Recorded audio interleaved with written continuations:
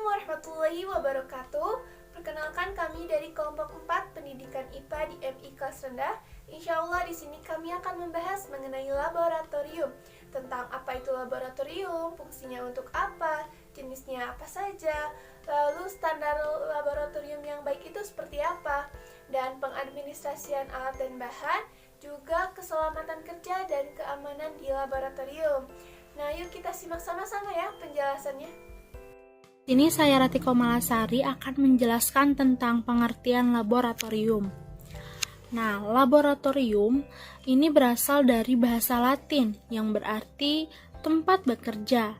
Nah, dalam perkembangannya, kata laboratorium mempertahankan arti aslinya, yaitu tempat bekerja khusus untuk keperluan penelitian ilmiah. Nah, laboratorium adalah suatu ruangan atau kamar tempat melakukan kegiatan praktek atau penelitian yang ditunjang oleh adanya seperangkat alat-alat serta adanya infrastruktur laboratorium yang lengkap, yaitu ada fasilitas air, listrik, gas, dan sebagainya.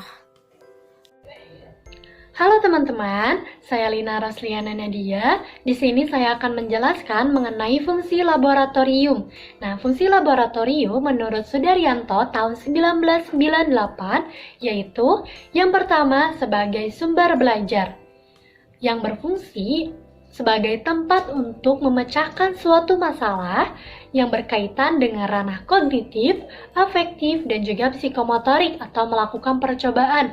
Nah, jadi fungsi laboratorium ini dijadikan sebagai sumber, yaitu sumber belajar, di mana ketika siswa menghadapi kebingungan karena ia tidak melihatnya secara langsung atau mempraktekannya secara langsung, fungsi laboratorium ini yang berisi alat-alat dan bahan-bahan dimanfaatkan untuk menunjang pemahaman siswa. Yang kedua, yaitu sebagai metode pendidikan. Nah, mengapa disebut sebagai metode pendidikan? Karena di dalam metode pendidikan ini, di dalamnya termasuk metode pengamatan dan juga metode percobaan. Nah, dalam kegiatan ini pastinya ada metode pendidikan seperti cara penyampaian, bagaimana proses pembelajaran, kemudian proses kegiatan belajar mengajar, berdiskusi, berkelompok, atau mempresentasikan hal yang menyangkut mata pelajaran. Yang ketiga, ada sebagai sarana penelitian untuk melakukan berbagai penelitian agar terbentuk pribadi peserta didik yang memiliki sikap ilmiah. Nah, kajian-kajian yang bersifat ilmiah ini sangat penting dan harus ditanamkan kepada siswa. Mengapa? Karena ketika siswa menjalani sebuah kajian yang bersifat ilmiah, maka siswa dapat mengetahui proses benarnya terjadinya sesuatu.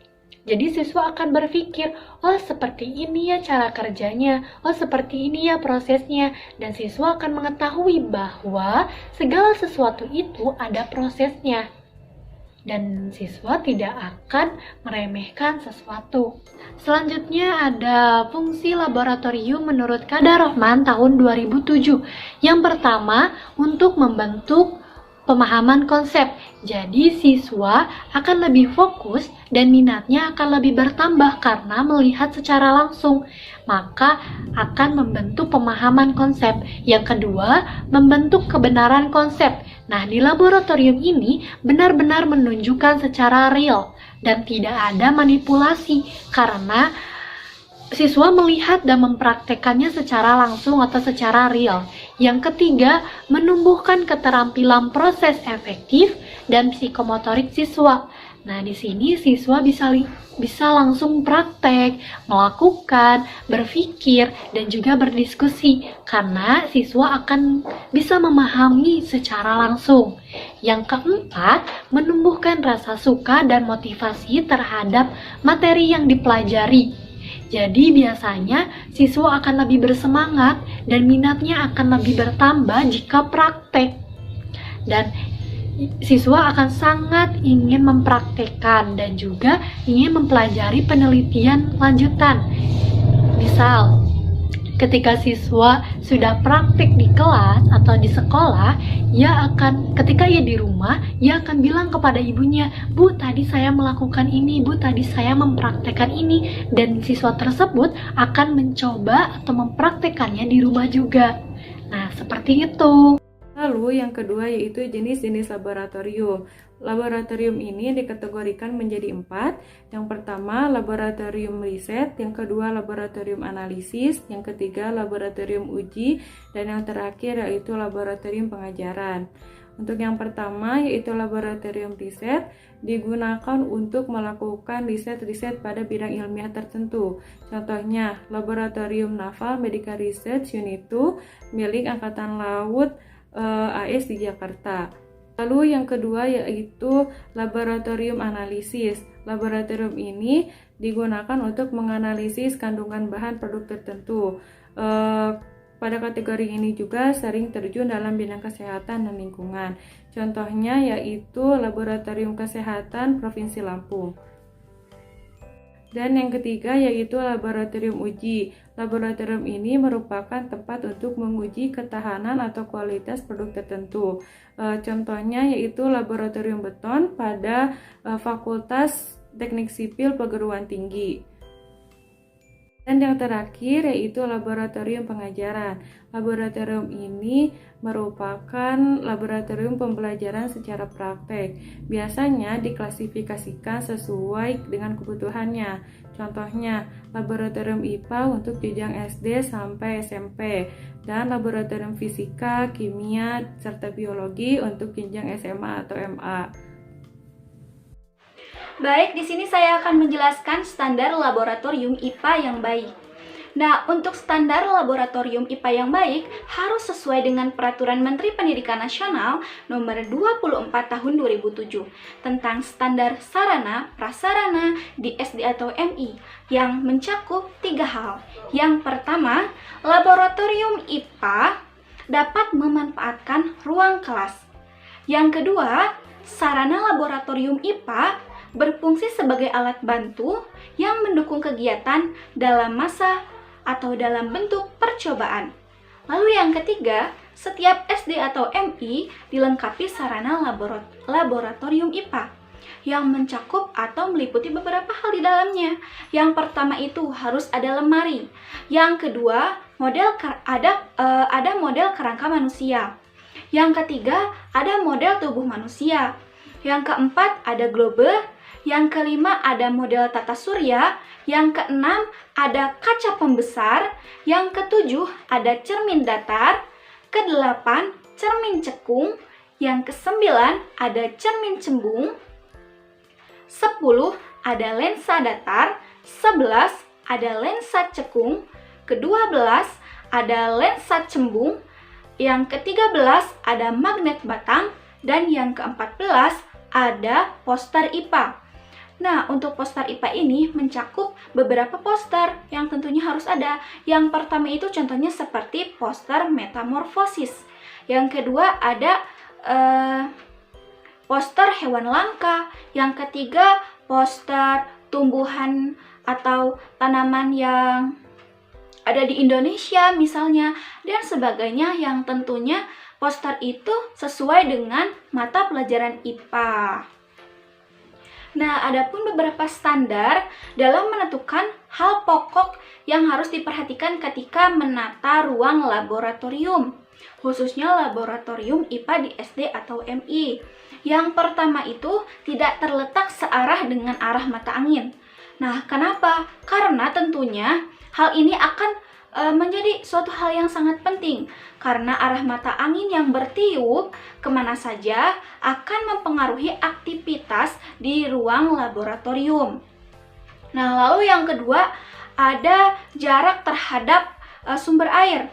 Nah, tentunya dalam ruang laboratorium ini harus memperhatikan jarak terhadap sumber air, karena sewaktu-waktu para peserta didik apabila ada di laboratorium akan membutuhkan sumber air tersebut apabila untuk mencuci tangan ataupun mencuci barang-barang yang ada di laboratorium tersebut untuk digunakan kembali.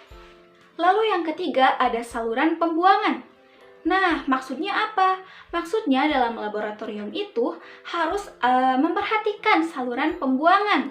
Karena saluran pembuangan ini dapat memudahkan suatu kegiatan dalam pembuangan saluran. Misalnya, ada suatu peserta didik yang ingin membuang hal-hal atau bahan-bahan yang sudah diolah atau sudah diproses sehingga menjadi limbah. Sehingga ketika laboratorium memperhatikan saluran pembuangan akan mempermudah saluran untuk membuang sisa-sisa dan bahan-bahan yang sudah diolah dan diproses. Dan perlu kita ingat bahwa saluran pembuangannya itu harus bersih, baik, sehingga para peserta didik ketika di laboratorium akan mudah, akan nyaman ketika ia membuang hal-hal yang sudah mereka proses ataupun mereka olah seperti itu. Nah, lalu yang keempat, ada jarak dengan gedung lain. Nah, artinya dalam ruang laboratorium ini harus memperhatikan jarak antara gedung lain. Maka, hal tersebut akan menghasilkan kemudahan dalam aktivitas. Aktivitas siapa? Tentunya aktivitas peserta didik ketika melakukan kegiatan di laboratorium. Karena jika jaraknya berdekatan, maka akan mengganggu aktivitas para peserta didik saat di ruangan.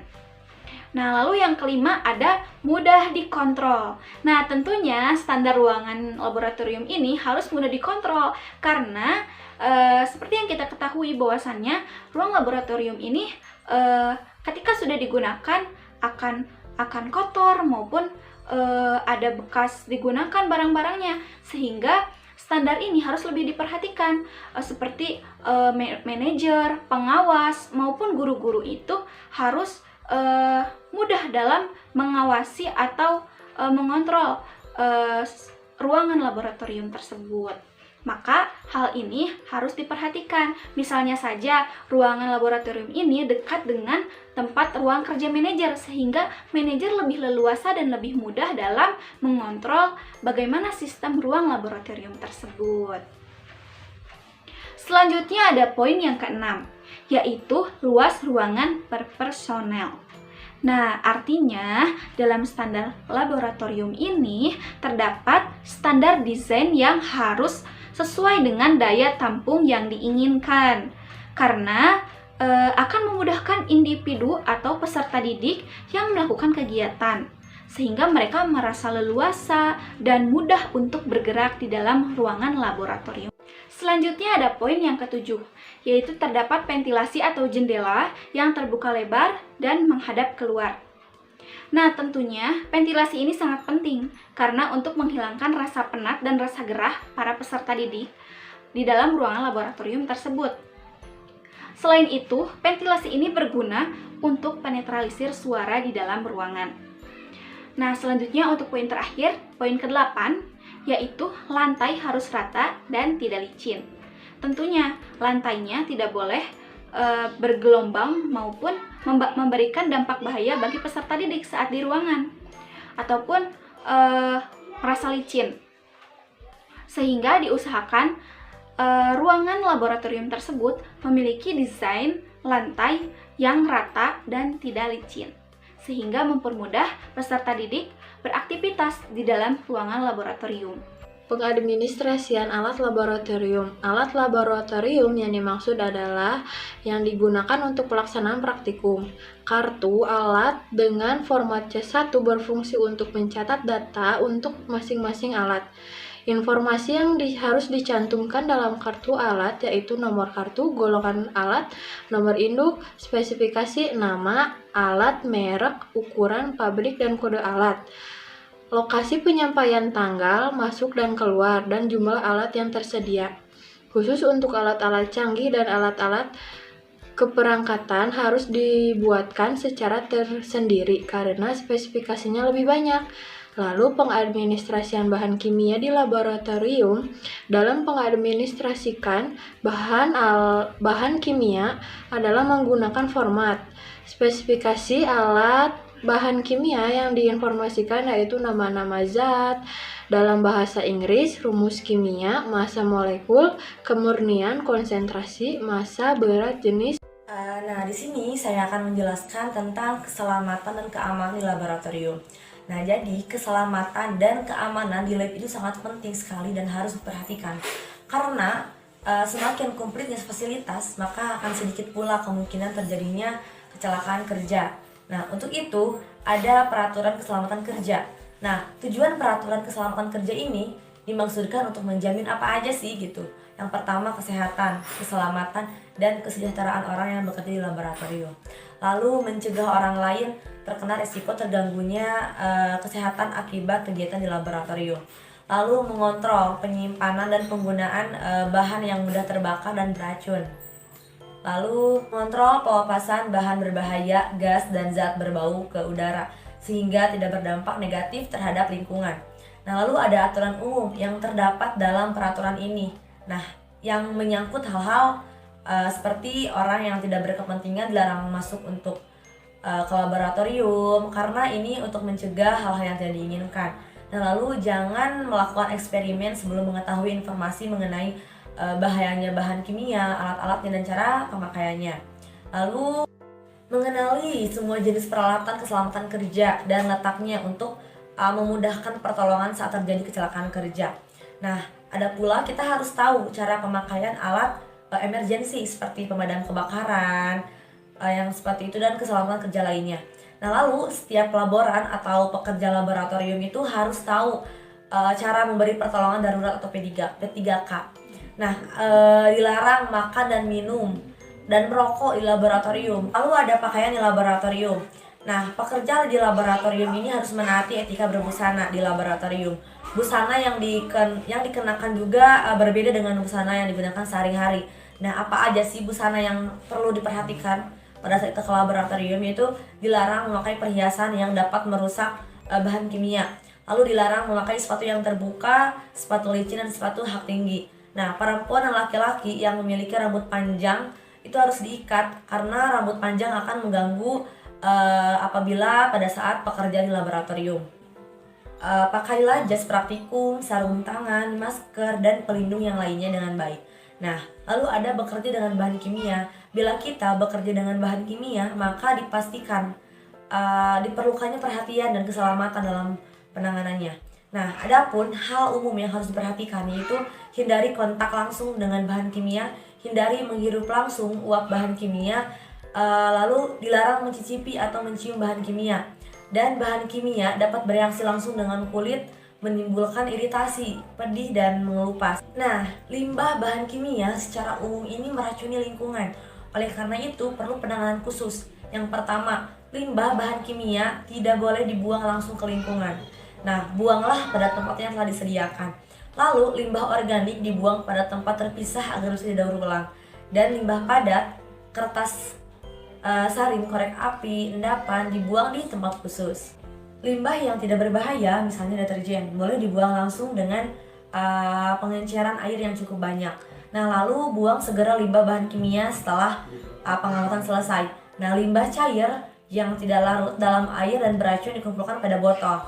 Nah, jadi keselamatan serta keamanan di laboratorium ini memiliki tujuan agar pengguna lab pada saat bekerja tetap dalam keadaan sehat, nyaman, dan selamat. Mungkin cukup sekian yang dapat kelompok kami sampaikan, kurang lebihnya mohon dimaafkan. Semoga ilmu yang kami sampaikan dapat bermanfaat bagi kita semua. Wassalamualaikum warahmatullahi wabarakatuh.